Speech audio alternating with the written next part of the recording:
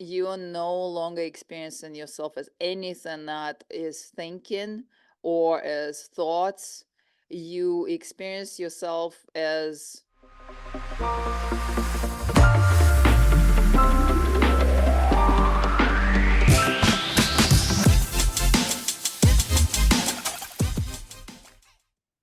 Hi, my name is Isabella Greene, and this is your superior self.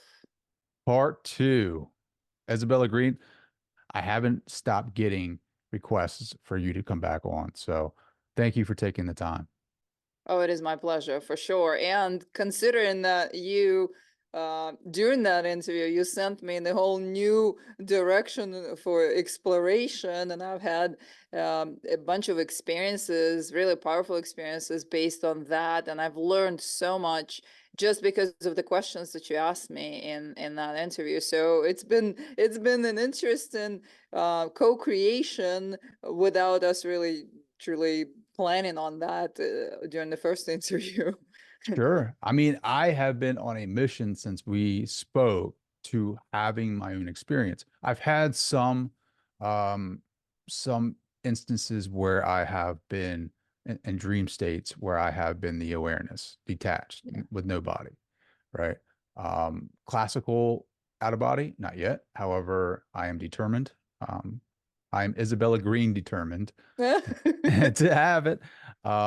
But why don't you give us an update, right? Like since we spoke and the questions that I asked you regarding your experiences in masters, like what happened? What happened next? Okay, so literally within a couple of months, yeah, because I think we had an interview somewhere close, somewhere around my birthday, and a few days later it was my birthday, and I usually do a birthday meditation during the day, not in the middle of the night, but during the day. But in the middle, you asked me a question: if I have experienced the presence of any of the masters, what I consider the ascended masters or the yogis, any kind of interaction with these, and I was like, no, like, what are you talking about, right? And so here, the night before my birthday, in dream, I'm sleeping, all of a sudden, whoo, right in your face, like the ETs do that. But that was the face of Sri Yukteswar, this Mm, guy. mm. All right. I didn't even know who that was at that point. Okay. So it just boom came and it woke me up. It woke me up because it was so strong as if someone was in the room. And I couldn't get back to sleep because I kept sensing that someone is in the room, but I'm in like this kind of shocked state, so I can't see anything. All right. So I was like, okay, I'm gonna sleep tonight and I'm gonna do a really long birthday meditation in the morning. So I get up in the morning, sit down in my birthday meditation. As soon as I start, because I process the entire year, I do all kinds of stuff. I don't go out of body in that meditation. So as soon as I start getting really deep, he just floats right in, and it's so odd because like I'm able to see the entire whatever sphere of vision, maintaining the sphere of vision, and at the same time his figure, like glowing silhouette, is like on the side of it. Like I can look at him with my side, and like I can turn and I can see him. Like, so I'm like, whoa, he's back, and I'm not asleep. Wow, so cool. And I was just asked about it, so my mind is all right. So then I calm down, and an hour into it, he's still there and just there and just looking at me. And I started getting a little kind of weirded out. So I'm like, I turned and I said, with all due respect, I really just gonna sit here and like stare at me the whole time when I'm in my meditation. And he was just like, just that. Yep. Yeah. Nothing. Not a, just a soft nod, and that's it. All right. And I wanted, because I'm aspiring to train myself to the level where I can control my prana to the point that I can depart, exit the body whenever I want, like they did, like the yogis did, right? So this has been something in the back of my mind, and so here I'm in that meditation, kind of trying to peek into, to see, would I be able to do this or not? And there is this figure present. And then I kind of started addressing him in a way that, well, you know, I don't need a guru. Like, why are you hanging out here? Like, what's going on? Later, I read, and I got his book the same day after that experience, and then I read about him and Yogananda in Yogananda's book, and Yogananda talks about him a lot. And so he also mastered the ability, and he was actually looking, there was something that he was doing that had to do specifically with mastering the ability to exit whenever you want, and to and also he was the one who learned and taught Yogananda about the structure of what David Icke calls the matrix. Not only this reality, but the astral plane is also the matrix, and he's there now. So I just got to that chapter now where he's talking about how that's all structured, and it resembles a whole lot of what I wrote in my book about from my experiences. And anyway, so Sri Yakteswar, he is really kind of on the same page, let's just say, right? Is what I'm just talking about, because I had experiences. I didn't have any of these studies, but I had experiences. Like he says that Earth hangs in the bubble of a astral reality, and that's exactly what I saw. That's exactly what I wrote in my book. In any case, so in that meditation, he's just there, and I start trying to address him, and he just looks at me like nothing, just like not a. And then at the end of the meditation, as I see him kind of like nod and pull out, and meaning pulling out of that sphere of vision, the inner vision, I get a full download of the date and specifics of how I'm going to get out of the body in this lifetime. Basically we call it death, right? But for the physical form. But so I was blown away. So I had that experience a few days after we had an interview, and a few days after you asked me if I interact with these masters. And he's one of That the is masters. that's so awesome. Sri Yukteswar, Yogananda's guru. Yeah. Um, I read Yogananda's book. I'm a huge fan of his work, and in his book, he talks about when um, his guru comes back to him after his death, after he exits his body, and comes back, and Yes. kind of like comes back to him after he passed. They had like, I don't know if they had like a ceremony or a funeral or whatever, right? But they do all of Yeah. that. Yogananda was not able to go to that because he was Yeah. traveling. So his teacher comes to him in body form, like Yeah. you and I are speaking right now. Yeah. And he talks about that in detail in his book. But Yeah. then Sri Yukteswar goes into detail about the astral world. And Yeah. now he's kind of like the overseer of that kind of, I guess, right? Like I don't really know the Right. terminology of that, but he says he's there like helping others progress and helping them evolve. Did he did he mention anything to you? I mean, so you had this download of information of when you would exit this body. I have so many questions with that. It's like, do you want to know? Like, do you really want to I know do. when I you did. I want to did. know? I did. Yeah. I did, because I had kind of like and a specific request, something that I would like to occur. And I've had that, like a specific age and whatever, for like as long as I remember myself, right? And here I literally had like a vision of how everything transpires with the details of the time and the day and how old I am and the year, like, so all Can of I that. ask, like, when? No. Do you have it This is written not down public. somewhere? This is Do you not public information. do you have it written Um, down somewhere and just I'm not. like Yeah, you don't forget this kind of thing. this day so I can, so I can, for me when you have that second Send. book, I can say she was right. She called it. This is true. This is like a real vision. Like I'll email you. I'll email email you. me. I don't want that out in public. But there is a thing. I just got to that chapter, and I wanted to finish this chapter where he comes back, right? And he talks about the whole astral structure. I so wanted to read it before we have this conversation, but I didn't finish. I just started reading it.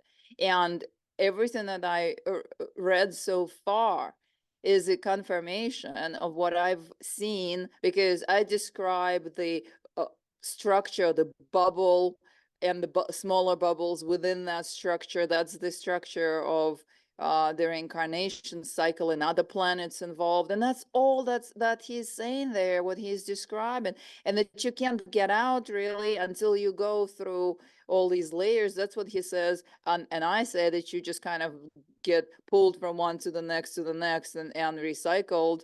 If not on this planet, then on other planets, and even in the astral plane. And then someone sends me the video. Actually, they didn't send it. I started a group now on Facebook, Exiting Reincarnation group. It's called Exiting Reincarnation. Just Mhm. started it. And um, my friend posted a video there where David Icke talks about that. And he says that the astral plane is a part of the matrix. They had to make it look lighter and easier and different so people kind of think it's heaven or whatever, but it's still a part. And then behind all that is the base reality, or that's another term from a different video. I'm just watching what people are posting in the group. But I've seen this through my experiences, and the body vehicle. So David Icke says that the mind is plugged into AI or something like that. I don't quite understand all the brainy stuff. I'm an experienced kind of guy. Like, I could have an experience, and if I'm able to put it in words, good. But most times I can't. Sure.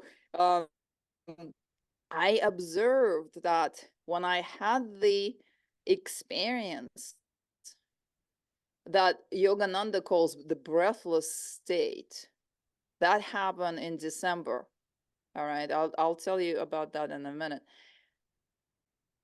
That was when the brain computer stopped pulling the thoughts and producing the thoughts. Basically, the hard drive stopped going, right? Like, that stopped. Crashed. Yeah. That crashed. The silence of the mind allows you to have a glimpse into the fabric of omnipresence, the infinite field, whatever you want to call it God, call it base reality, call it whatever, but stuff that is on the outside of the structure, be that earth plane, physical structure, or what's around earth plane, astral plane. That's where Sri Yukteswar is hanging out now, according Mhm. to what he said right there in that book. And that exactly confirms what the visions that I had, that I kind of described in very simple terms in my little book. So Yeah, yeah. no, I loved your little book. It was such a great read, quick read, easy to read. Your story is so fascinating because you basically have you know, pulled the bootstraps up and done the work. And like just listening, to your story through, I mean, reading your story and I just personally having conversation with you and seeing how hard you work towards this, becoming more, I guess, aware. I don't know. Is it even spirituality? I think it's more or less like becoming aware of the consciousness that you truly are. It's Um, like, I want out of here. I want yeah, out it's of like, this. I'm yeah. just digging. But I didn't even know before. I didn't even know what I was digging for.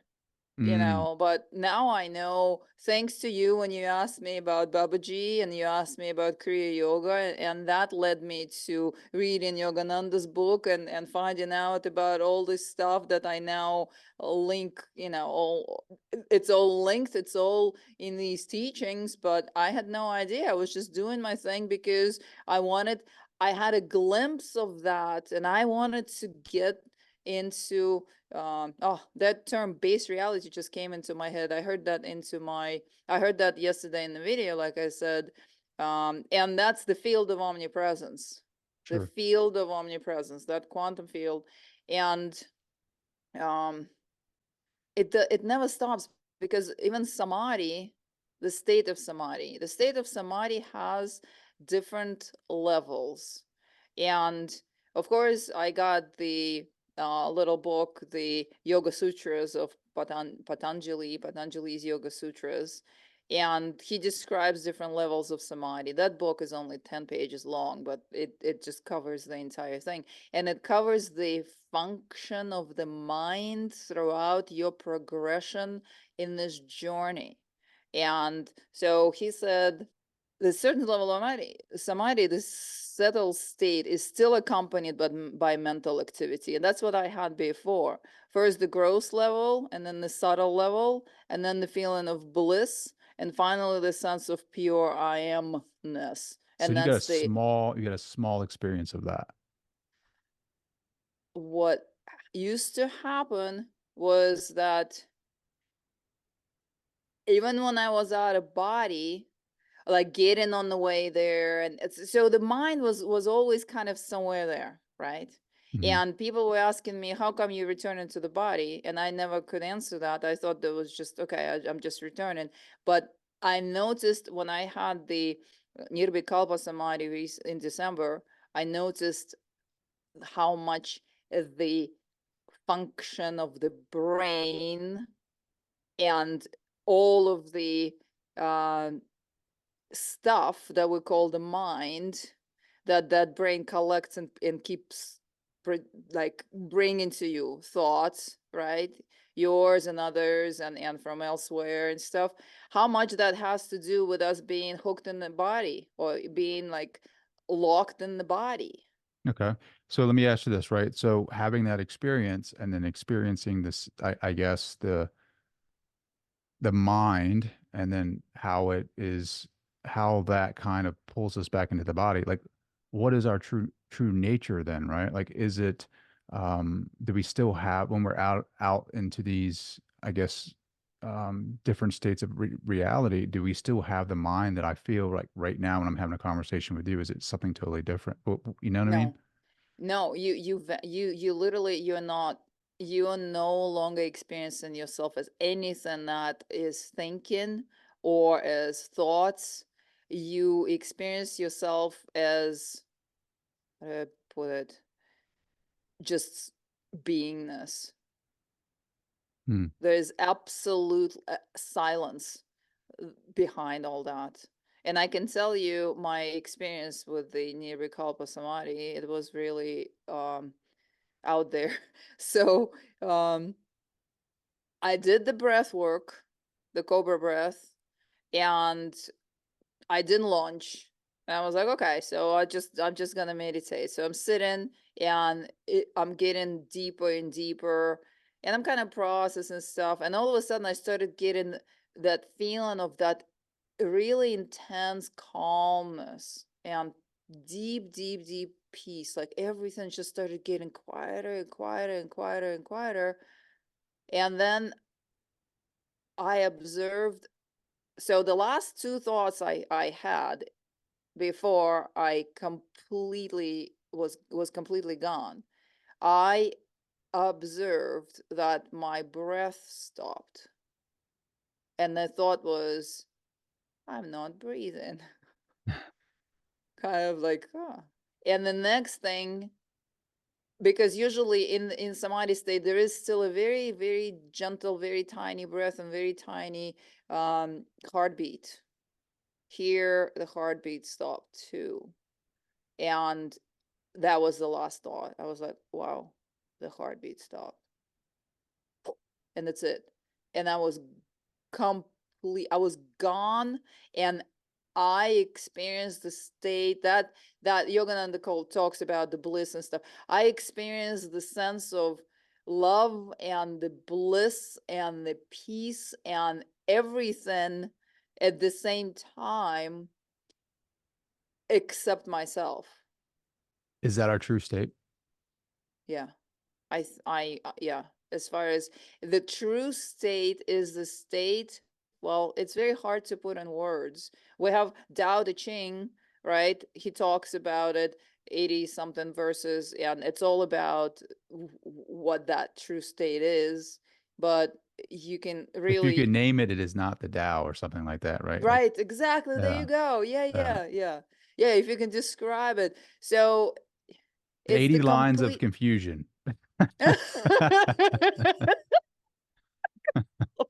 No, you know what's funny? I've been reading Tao for 30 years. Oh, wow. For 30 years, I had it and I used it as my oracle book. I wake up in the morning, I open and I look. Teaching without words, performing without actions. That is the master's way. All right. So, right. And It sounds there'll great. be It makes you feel good, but unless you experience that state of bliss of like, losing the self, you can't really relate to that. You just kind of like, oh, it's nice. I'll write that down on exactly, my hand and listen to or read it every day when I need some inspiration. But until you can actually experience it, like Wayne Dyer has like his own interpretation of the Tao Te Ching. Like he has meditation, like he meditated on each line and wrote a chapter on that. And maybe he's had an experience similar to that. I don't know. But for me, it, it sounds great. But until you can have that yeah. experience, like it takes on a totally different meaning. That which has no substance enters where there is no space. Go wrap your mind around that, right? Sure. So, unless you had that, so people are talking and talking and they're trying to have me explain things and stuff, but unless you, I keep saying the same thing to everyone, work towards having an experience, because once you've had an experience, you don't need any more blah, blah, blah, because the truth is really that spiritual truth, that essence of reality, that is the simplest thing and the most impossible thing to put in The words. most simplest thing in the world, the most complex thing in the world, Right. and they meet together. Right. Let me ask you this. How do you experience reality now? It's easier because it's easier to handle things because you know that it's all a simulation. I love that. I love when you say it. Um, so I've been It, watching more of the simulation theory, right? oh, okay, there we go. And seeing that as a simulation from your perspective, your subjective experience. Is there a point where in the simulation, if you get to a certain level, the creators of the simulation will try to eliminate you? Yeah, does that make sense? What I know what happens is that the servers of the matrix and agent smiths, right? The agent smiths, they amplify the effort to get you off your path. And what they do, like it's a standard procedure for the entire humanity. Keep them sick, in fear, and whatever else, right? So that they don't have the energy and they have to focus on their everyday survival. So that's the base program that the matrix is running around to keep the whole population kind of focused on the wrong thing, right? Yeah. And they've been, I've just observed the uh, various scenarios uh, coming through, and there's some unconscious vessels, people that could be a part of your life or have to be a part of your life that you can't kind of get rid of very easily, right? Yeah, and all of a sudden they open their mouth and say something that is completely like, where did that come from? Meaning, it's out of character, and you can see that it's not even them talking. Like the eyes are just like glossed over, and Give me an example of that. Can you give me an example of that in your life? I mean, without naming names, but of like someone something. speaking like that. Yeah, I'm not gonna give specific examples because we're on public platform here, but the idea is to kind of try to knock the base from under your feet, the foundation, which we'll have, right? We have the basic physical needs that is a foundation, a place to live, right? Yeah. Whatever else. Well, the place to live is the number one, and I don't know, whatever else you need, the vehicle, the place to live, the bank account, that kind of stuff, right? And so observing that really strange occurrences that are not typical would kind of start spinning out exactly at the time when I see, let's say, the interview went to like over 100,000 views, right?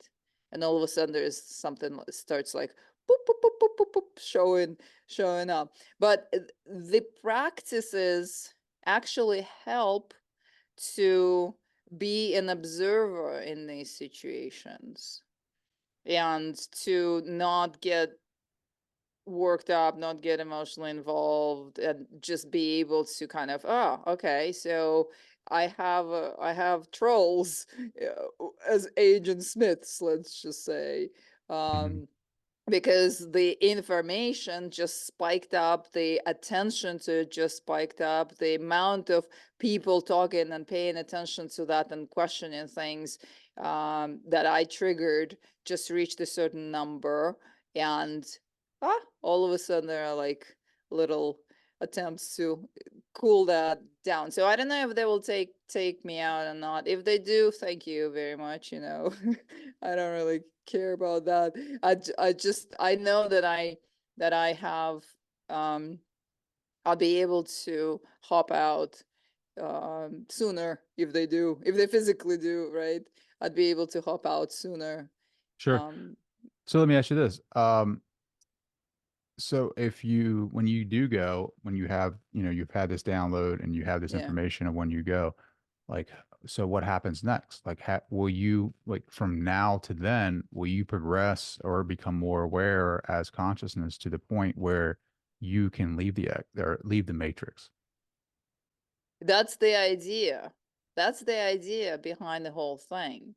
And I'll tell you that I found in myself that when I came back and I had after that uh Nirvikalpa Samadhi experience, I came back. I had zero ambition to do anything that's related to my everyday activities or making a living or any of that, Really? right? I just wanted to stay completely still and like sit in nature and not move. And it took an effort to get back in the game, let's just say, right? So um, I observed that these experiences progress and get more and more powerful. But I also observed that there was a part of me, physicality, I guess, my mind, my brain, that is now my brain. Oh, that's right. The brain is now trying to prevent me from doing that again. Every time I'm like, oh, I want to, let's see if I can stop the heart, stop the breath, go there again on that level. Oh no, there's like immediately there's this chatter. Oh my God, you have all these clients tomorrow. You have this whole list to do. You have this and this and that. You cannot do that. What if you lose your ambition again? Okay, so that's the matrix interfering right there.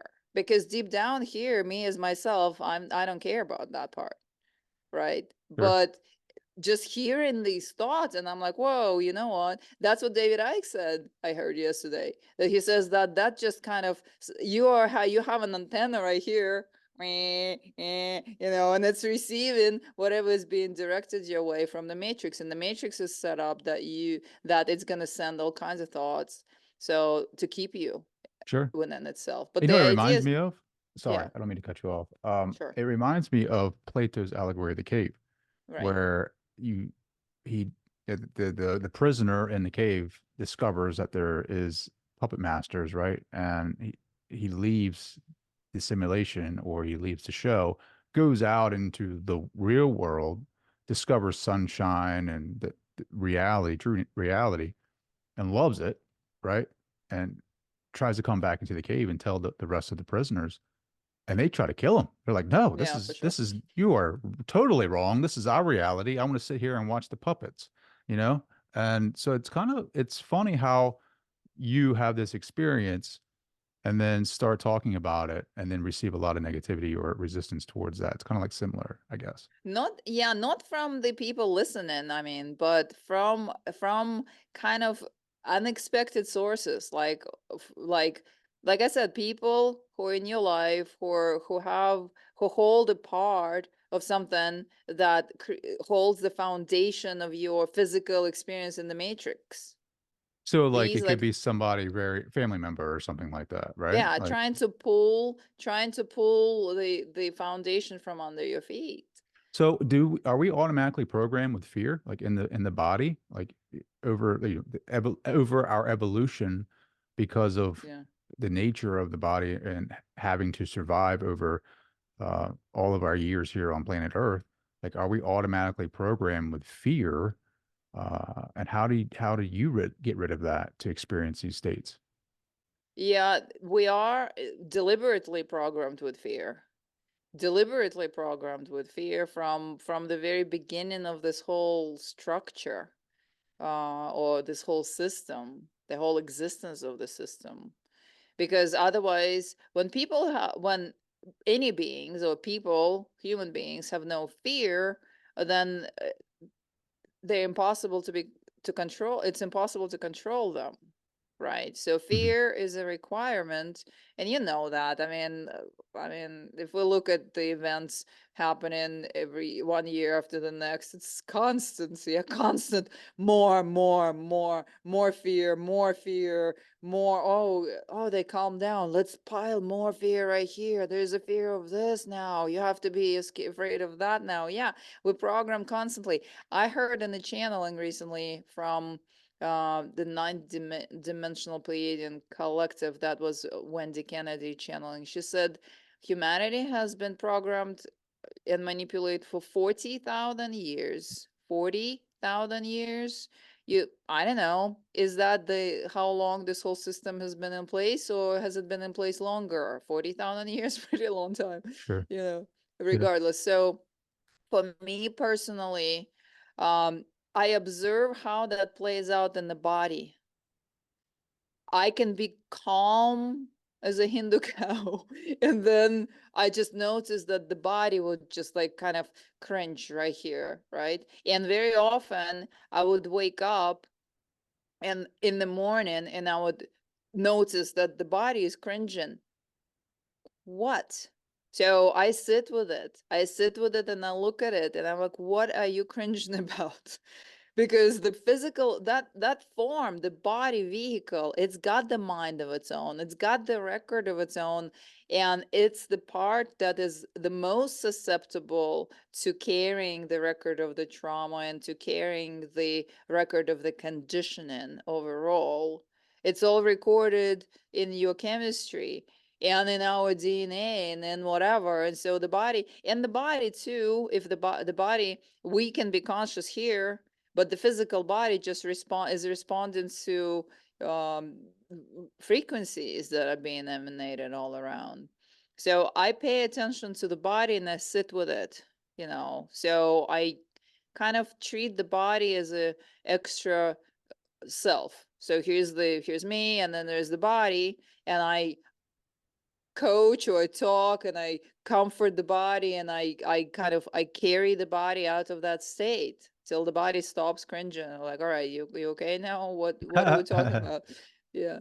So that's That's what I do. And then very often it's linked to, yet again, you know, the childhood trauma or something is triggering that, and it's so deeply in the subconscious. So then you need to sit and really pay attention to what's where, like kind of find the whole structure. And once you find it, it's very easy to let go of. sure. I was watching football last weekend because I live in Baltimore and I was watching the championship and I just had this realization, like just watching the game, like our power is our awareness, like where we put it and what we pay attention to. And just watching the commercials and the entire event, like I was just like, the entire thing was fear, essentially, or like trying to keep you like, how do I even word this? Trying to keep you dazed and confused, Yeah. essentially. Like Yeah. with all the pharmaceutical commercials, um, all of the fried food commercials, all of Yeah. the alcohol commercials. Like it's like you can do this and take this and be happy, and Yeah. I know. don't ever worry again. Or this is what a picture of happiness looks like: a guy chugging a beer and eating fried Yeah. chicken wings, and it's just like, wow. And and then relating that to like us as bodies, as humans, we're in these water sacs. Like, I mean, we are in the body, and it's like over what, 60% water. And I was just thinking about the experiment that the Japanese scientist did, Yeah. Yeah. where he had the intention, you set the intention of the glass of water, and that totally like programs that glass of Yeah. water for like, it totally changes its crystallization. So Yeah. think about all the intentions and all of the programming that we're encountering day to day, Yeah. whether what are the intentions of that, like, so we're taking on that, and our awareness is totally fixated on that. So I mean, it's a daily battle to kind of awaken. And that's why I really love talking to you, because you're like, you truly do pull yourself up by your own bootstraps, and you really Yeah. dive into the literature of like Yogananda. But again, it makes me think, and this is kind of like a really personal question. During that meditation, like with Shri Yukteswar, and knowing that, this, I'm going to say from my experience, I haven't experienced it that way. So let's say hypothetically, this is a matrix or simulation, right? Like, how do you know it's not the handlers like projecting Sri Yukteswar to you to give you misinformation, if that makes sense?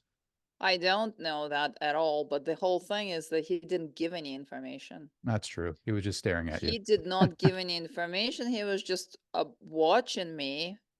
And as I was processing that, I was like, you said that if you invite them, they show up, right? Sure. But he's a part of the matrix too, because where is he at? He's in the astral plane on a planet that's a little better, right? But it's still the part of the system.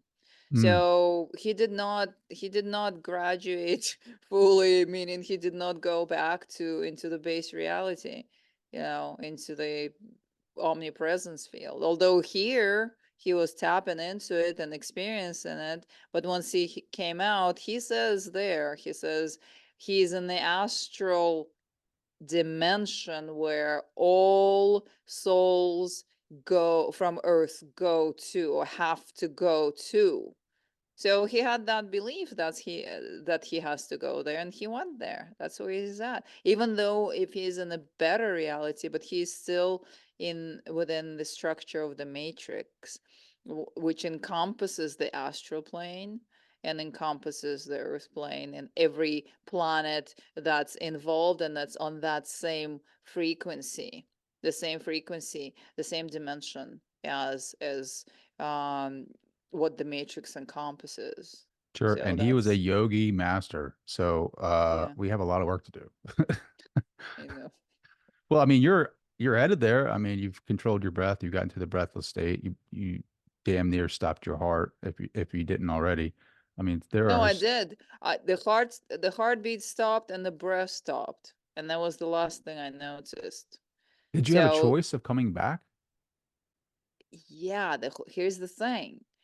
I kind of heard like from a very far away a thought entering the brain computer going, you need to come back.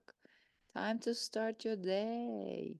Really? All right. So that I was like, oh, but I want to be here. As soon as that conversation started, that's it.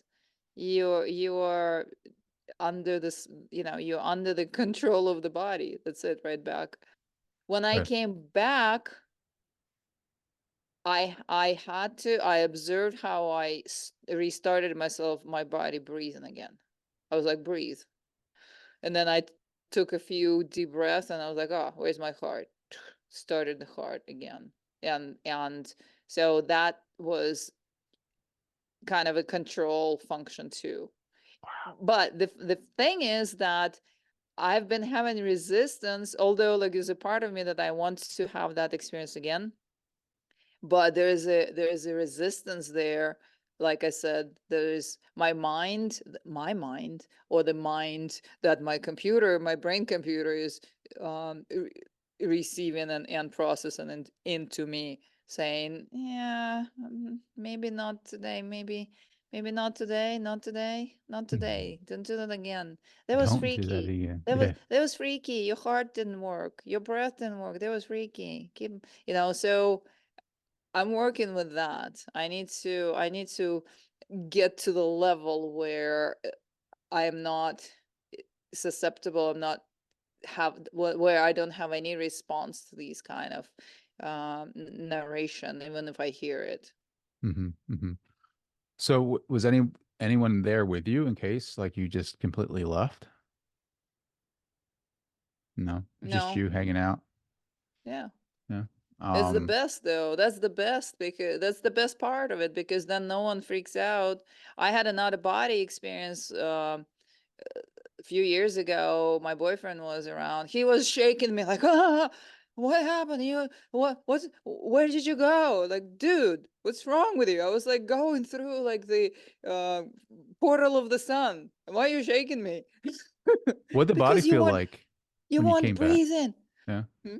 What'd the body feel like when you came back, when you weren't breathing, when your heart stopped? Oh, Was this it, time? yeah.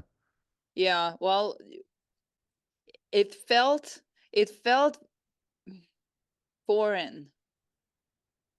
It felt like a constricting structure, right? But I was the force who was operating it.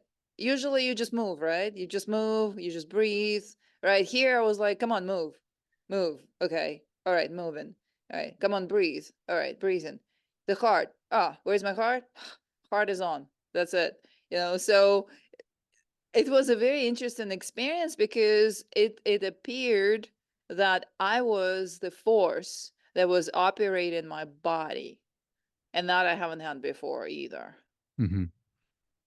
Mm, that is just so powerful. Did you have a sense of like why you came here, like a purpose at all, or is that just There's mind no. created? I heard in another video recently on Raja Yoga. By the way, I recommend there is a whole program, the Yogic Path, on Gaia, and they talk about different types of yoga. And when they get to Raja Yoga, that they talk about that a lot: the mind control and the levels of samadhi and the levels of meditation and stuff. And one guy there said, everyone is so concerned about purpose. What is my purpose? My purpose, my purpose. There is no purpose. Just be quiet for a while. Oh, wow. Like, be still. Oh, he said be still for a while. That's Be it. still. That's right. Be still for a while. Be still for a while. But like to your point though, you have this amazing peak experience where you Yeah. feel blissed out, you feel connected, you feel our true state of being. Then you Yeah. come back to this. Like, how do you integrate back into this, like into this body, into this society and still live here and function, right? Like to get up and go to work, to like you say, we don't have purpose, but yet we're having a conversation about consciousness for others to hear. Like there is some type of inspiration for us to have these conversations to that others may hear and be inspired to explore their own consciousness and their Yeah. own, spirituality in a sense that maybe they too awaken to something greater. And I think that's that. Exactly. That's passing on the experience. Remember the movie Lucy? Have you I have not watched? watched, surprisingly, I have not watched that. Well, that's on your to-do list for tonight. But okay, Lucy. There's a lot of violence there, but it's really like they have so much violence, but they have so much incredible stuff in there too. And there is that question, she's saying, what am I to do with all this knowledge? And he says, same thing, the professor. of the mind, the brain function, whatever, professor tells her the same, you do the same exact thing as the most simple one cell organism. You pass it on. Mhm. You pass it on, and that's what we're doing. We're having more complex experiences, and we're passing it on to others so that others can benefit and learn something. And it makes it easier to have a belief that you have a purpose, that I have a belief that my purpose is like a way shower or trailblazer, right? I use myself as a guinea pig. I learn things, I digest them, I do my best to put them in simple terms, and then I share that with others with hopes that others get inspired to experiment for themselves. And Mhm. that's it. And it's a constant, you don't get really too bored in the human experience, because there's, once you've entered, or once you found the way to enter these altered states, then the experiences only build one onto the next, and grow. And so it's exciting. This Sure. part is exciting. This is the most exciting part of my life's experience so far. And I've had Oh. a lot of exciting experiences that I thought were exciting, Just but this is the most. give me a shout out in that next book. Just say, hey, I talked to Trey, and he helped spark that next stage in my life, asking me about Yogananda and Sri Yukteswar, and this is where I'm at. I was able to stop my heart and leave the matrix and come back and tell all you amazing people this. But you know what I did? What you just said, I posted exactly that on Facebook, because I can't deal with social media. I only have Facebook and YouTube. So on because that's all old school. It's been there for a million years. But Facebook, that's exactly what I wrote. And I put our interview in that story, and I said he asked me these questions, and Sri Yukteswar showed up, and I had this experience in meditation. Exactly what you just said. It was like a 3-page long story that I posted, and your name is Well, there. much love And to you, Isabella. Thank you so much for knowing that too, as shout well. out. Yeah. Yeah, And that's definitely gonna go in my book, because the next book, I want to focus more on experiences. I'm discovering so much. I'm discovering stuff like the purpose of the soul. What is the purpose? Well, like, oh, everyone is saying that reincarnation was set up for the purpose of the evolution of the soul. I personally think that that's incorrect, because once you've tapped your toe into the very fabric of the soul, you know that that does not require evolution. It's all already as evolved as it gets.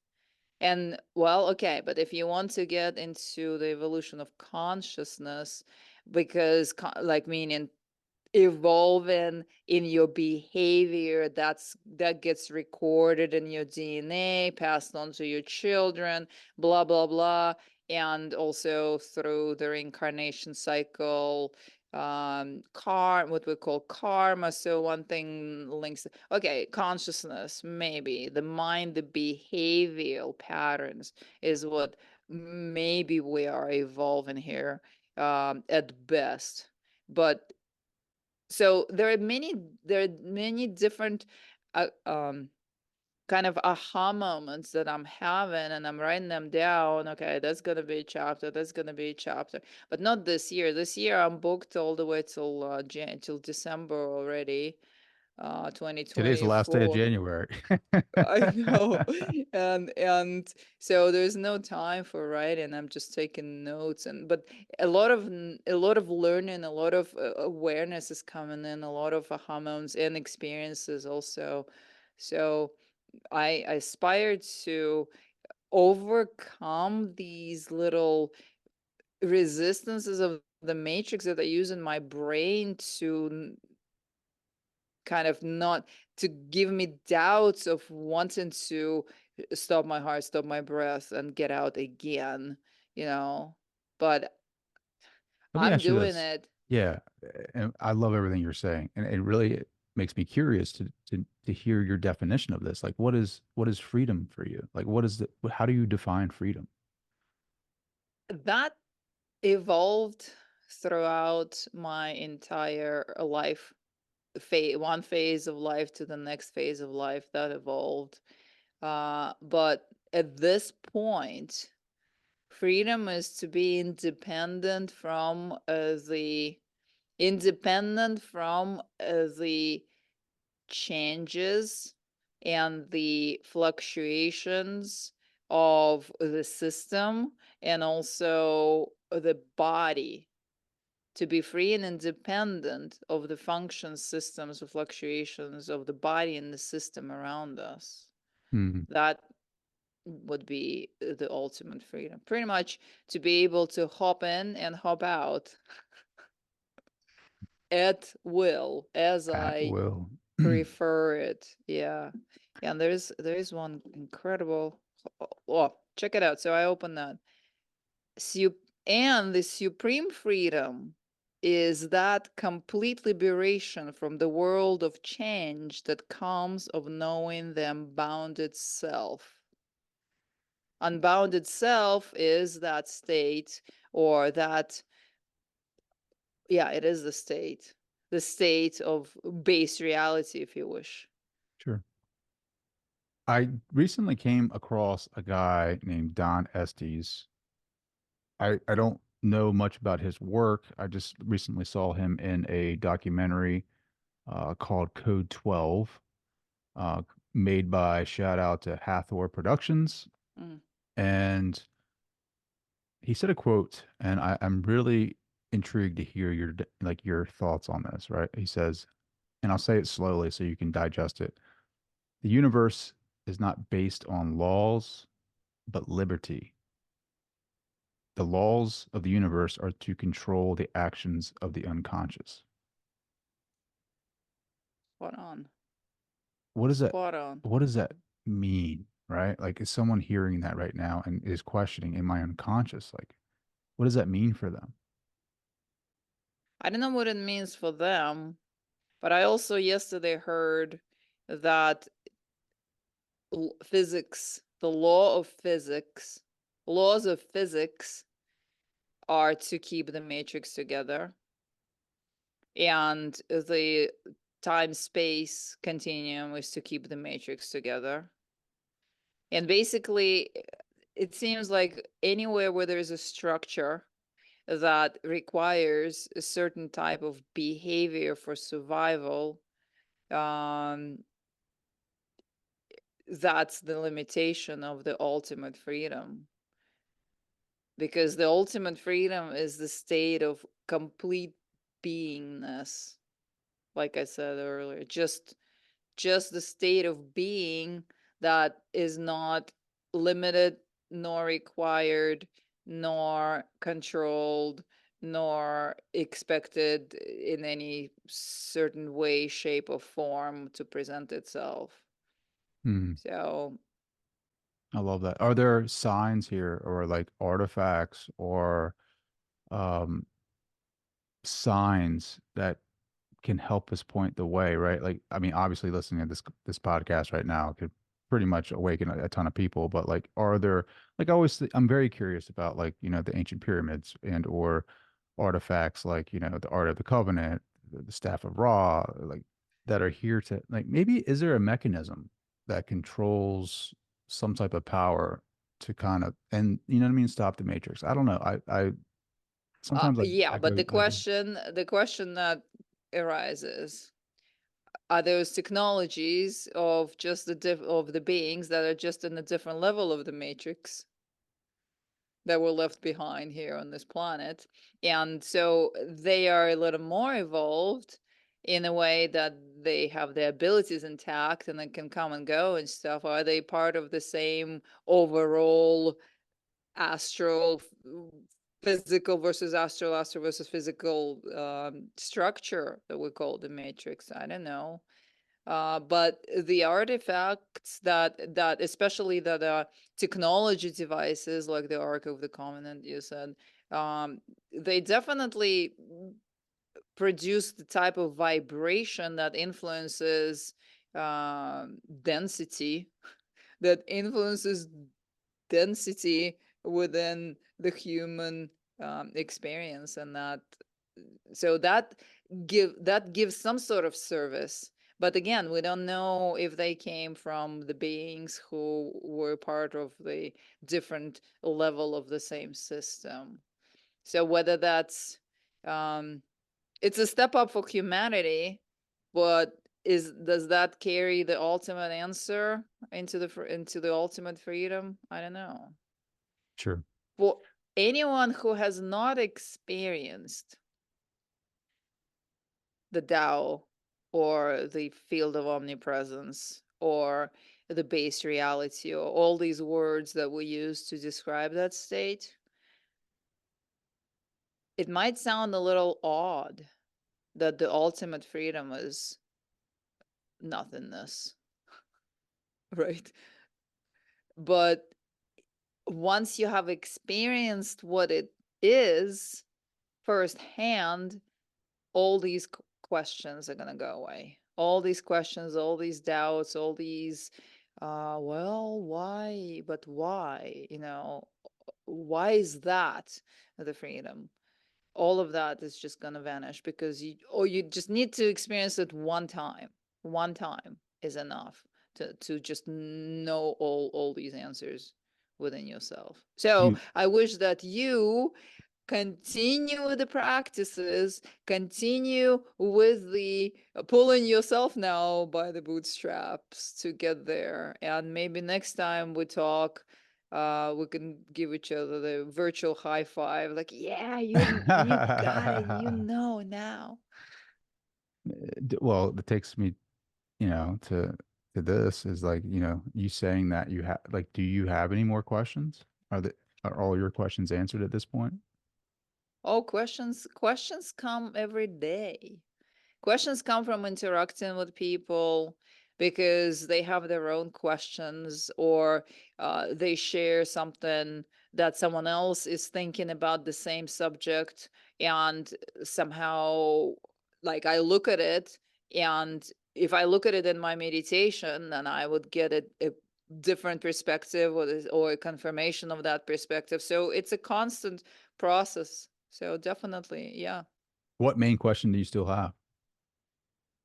Main question is how to get to the point where all the where I can depart, shut down the body, and just get out and not return. I would like to find out that how to do that.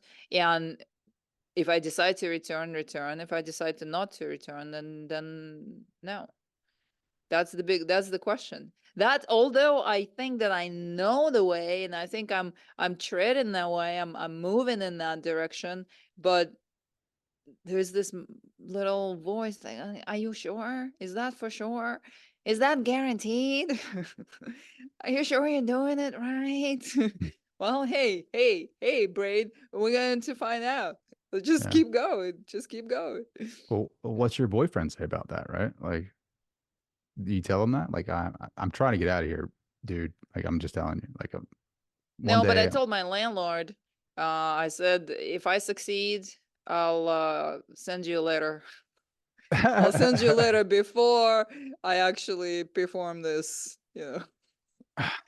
so that you can come here and clean up the body. Send me an email before you do that too, please. You have a few years. Since you have all all this knowledge about when you're going and how you're going to get there, just send me an email. Put a red flag on it, say it's high importance, and say, "Hey Trey, heads up, brother, this is what's going to happen. Just filling you in. You need to start doing this more. Blah blah blah. I'll see you. I'll see you soon." I'll see you in space. I'll see you in the field of omnipresence. Yeah, Wow. in the bliss beyond all bliss. Yeah. Have you clear. have your teachings changed since that experience? I became calmer. People telling me that I became very kind of even tempered, and they're commenting on that. People, I'm like, and I noticed that when I speak with people now, they were like, "Oh, you're so relaxing." I'm like, I know, I'm noticing this, that my own state of being changed, and my teachings change every day, because not every day, but frequently, because it builds, like I said, the more I'm figuring out, the more what I said in the book is expanding, and the more my awareness is expanding, and the more I'm also getting confirmations, which I never read anything about this until you mentioned Yogananda's book, and the Kriya Yoga and stuff. But I haven't read any of these materials except the Tao before, and so now I'm reading this, and so I'm able to bring that into the teachings a little bit, and kind of give references and stuff. um so yeah, teachings are evolving. New awareness keeps coming in based on interactions with people, and interactions in the field, downloads, Hmm. experiences, all of it. It's an evolving process for sure. What about any experiences like, and I'm gonna bring this up because I'm hoping that you secretly have like experiences with like ancient Greek gods, because I've been watching um this new show, right? And with my son who's very into that mythology, and it's just so fascinating because it's like, who says that there isn't a dimension where there, or maybe this is a dimension where there were Greek gods and they were all like, kind of fighting each other, and like, and had these different philosophies on life, like Zeus and Poseidon and Hades and all of this, right? And like, who really did create the simulation? I don't know if we talked about that last time. Like, do No, we you? didn't talk about that. And I actually, it's interesting you bring up Greek gods, because this is a weak link in my awareness, because I never really paid much attention to that. But um my understanding, or kind of my sense of it, is that these beings presented through like as Greek gods, they represent the same group that is presented as other type of beings in other mythologies, or religions, because the discussions, or the ideas that kind of bouncing off of each other are very similar. It's all kind of the same concept, except it's presented through like this group of gods, or this group of gods, or this group of beings. um, from what I understand, that's all across the world, all around the world.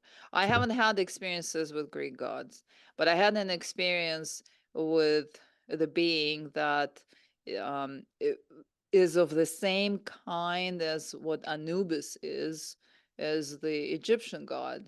Hmm. um and so that was at the beginning of my explorations, while I was still having experiences with beings, and I was very curious, very interested about beings and different races, different planets, and all of that. And so I did a whole lot of exploration in that way, and so I made a buddy kind of thing, a being that I was hanging out with in the non-physical, and he showed me his world, and he showed me um their reality. And there was even one instance that I wanted to know, am I imagining things, or is this for real? Of course, right? You want to know, um because you're having a non-physical experience with non-physical being. Like, that was at that point where I just wanted some sort of confirmation. Hmm. And so it's a dog-headed being, right? So, all kind of like, not really a dog like we know it, but and he didn't have any fur. It's like smooth skin, kind of like the human skin, but and the face didn't have any hair either, but it's just that shape. And so I'm having that experience in meditation. And he's like right here, and I'm talking to him, and he was telling me like everything is evolving, and so we were having kind of an interaction there. And I said, my human down there in my room now, she really wants some sort of proof that you exist, that you're real. Can you create me some sort of proof? And it was like, all right. And a second later, I was in my, and he, in that space, he kind of leaned and he licked my face like a dog, like with that. And, Yeah. but it's a big being. It's a big head, it's a big, huge tongue. It was like, all over me. So, and I'm in my body instantly, and my face is drooling with that stuff, like mastiff or whatever, like Really? when they Yeah. have so much, like, and my whole face is wet. I'm like, oh, smell it. I'm like, oh my god, it's real, it's real. And then on a different instance, I summoned him, or I asked him to help me. I was doing some sort of a session where, I don't remember right now, but I was doing a session where I asked him his assistance there, and he helped me in sessions for a while where I needed like protection, if I was dealing with some beings and stuff. But that was years ago, all of this that I'm telling you about. So I asked for his assistance, and I also asked to know that he was really there. And I had my notes in front of me, like a notebook in front of me, like that, open like this, right?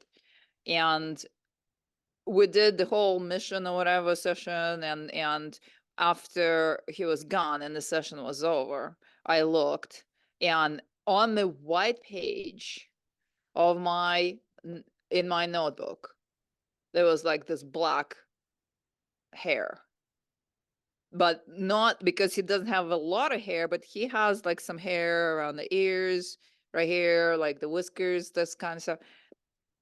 Left me, um was that 2 or 3 of these hairs on me, and I actually taped them so to save them, and I was going to send them to a lab or whatever, and then they just like from under the tape, they just dissolved. That's Really? it. Yeah. Wow.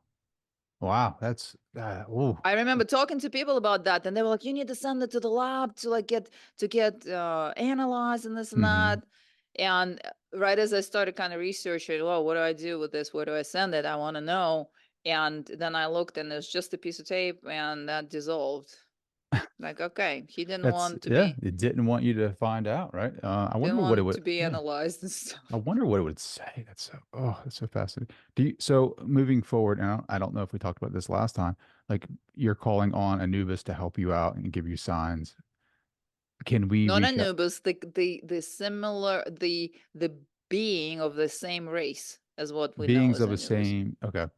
Yeah. So can we call on beings to be our spirit guides to show us signs Yeah. and to help us and guide us along this path and this journey of being here in this reality? Yeah, but yeah, except you need to practice discernment, because there are many different opportunistic spirits that use human vessels for their benefit. They will show up and they will kind of give you a little good advice till you get comfortable, and then you observe that they're kind of pushing their own agenda. You have to go there, you have to do this, you have to take care of that, you have to this and that, and then at the end you get, or that person is just like kind of thrown, like a used shoe, whatever, thrown away. Like, where did that being go? So it's important to have this discernment.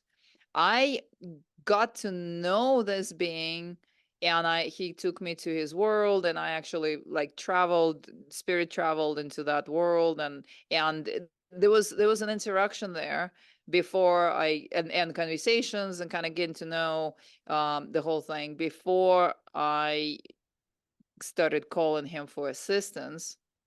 So I used to be a little less careful as far as that, meaning, yeah, let's call in like a bunch of this type of beings and they will help. And that's what majority of people do. Oh, we are invoking all these, I don't know, angels, archangels, dragons, whatever you name it, right? To assist us. Are they really there to assist you, or are they going to assist you right now and then slaughter 70,000 people like the angels did and that's in the Bible, like that story, right, during the Mm-hmm. war? I don't know. So I'm saying that, knowing that we are in this simulation, we're in the structure within the structure, and these beings are part of that structure. It's important to practice discernment as who you totally trust and who you totally follow. Um, in other words, don't follow anyone blindly, especially if they are suggesting something that you're not comfortable with, or you're feeling scared about, or if they are trying to use the scared tactic or whatever. If you don't go, your whole house will catch on fire. Don't follow this kind of beings. Don't ask them to help you after that either. Yeah, So yeah, 100%. I think discernment there. Yeah, well, I mean, so it goes, what is pushing you outside of your comfort zone though? Like some people, like coaches and trainers and things like that, that really push us to the limit, that make us, even business coaches, right? Like hey Trey, you should do this for your business. And you're like, if you have those old programs, they come up in your body and you're like, I don't know if this is fear. I don't know if this is a program. I don't know if this is my body telling me not to do that. So you say discernment. What is good discernment for you? Like what is your true north and guiding you through that interaction with a being? I think there are two questions here, because what is guiding interaction with the being, and what is guiding an interaction with yourself, as to making decisions that make you feel uncomfortable. Is that it? Yeah. Well, I mean, to give you an example, right? Like Yeah. say I'm speaking with a business coach or I'm Yeah. speaking with a spiritual coach, and they are telling me to do a certain action that is going to progress me down whatever path that I have planned for myself or goals that I have. And there are, depending upon my upbringing, there's going to be either dogma or there's going to be some scarcity or lack Yeah. program that is not going to allow me to proceed in a certain direction of growth because of the barriers that I've created subconsciously. Yeah. So when I start going towards different goals that make me feel uncomfortable, there is going to be a program that is playing that I'm going to feel uncomfortable in my body, whether that's fear or like, hey, you Yeah. gotta make an investment in this company right here. It's good for your portfolio, or hey, go to this trip here to this spiritual retreat. It's gonna be great for your spiritual growth. However, I'm not comfortable with that. But again, is it a program or is it a being taking advantage of you? I guess what is your true north for discernment when you're making Right. big decisions like that? Okay. So a couple of things here. First of all, um, it's good to work on the traumas and know your coping mechanism, your habitual behavior of like how you respond and how you responded to certain situations when you were from 6 to 8 years old. That's probably going to be the same response mechanism. So when you figured that out, you can now look at it as a grown up, and if you want to make a different choice, make a different choice and replace. But you have to see your coping mechanism with the similar, or the situations that might have been bringing the same kind of feeling in you. There is one part of it. The next part of it, as for your own intuitive guidance, it will not give you cons and pros. It will not give you the list of yes and no's, and it will not confuse you. It will give you very gentle feeling. Don't do this. Like, uh, or yeah, all right. That's it. And if you go either direction, it's not going to argue with you. Sure, go ahead, figure it out. You know, there is your intuitive self, your soul, your bigger, your higher mind, or whatever, your bigger aspect of you. It knows for sure what's good for you, what's not. If you have a slightest, here's what I follow. If I have a slightest discomfort, like let's say a person reaches out to me and says, "Hey, come over and teach a class at my school." And I just look at that email and I get it, ugh, this feeling. That's it. And there's no reason. I've never met a person and it sounds fantastic. And my mind is, oh, let go, let's do that. If I don't follow that initial, I'm going to find out the hard way why I got that feeling. All Sure. right. And it has nothing to do with me haven't had any programs, because let's say it's a completely neutral like situation like this, right? That looks really good and sounds really good. So I follow that. That's my true north.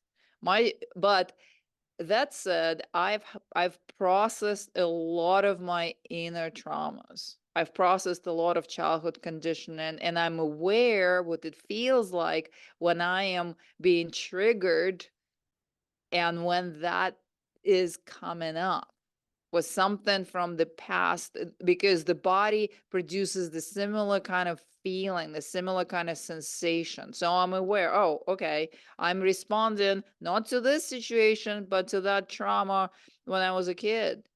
Mm-hmm. So I've developed the ability to tell the difference, and it feels differently. And again, I trust the gentle feeling, or yeah, sounds good. That's it. You know, Follow that feeling. Man, for I sure. cannot believe it, what time it is. I love talking to you, Isabella. I think you're such a great teacher. You're obviously, you're very authentic, and Thank you. I can appreciate that. And I want to send people over to you. I want to send people to your website so they can find out more about you. I know you have some stuff going on. Where can they go, and let us know. What do you have going on right now that people can sign up for? All right.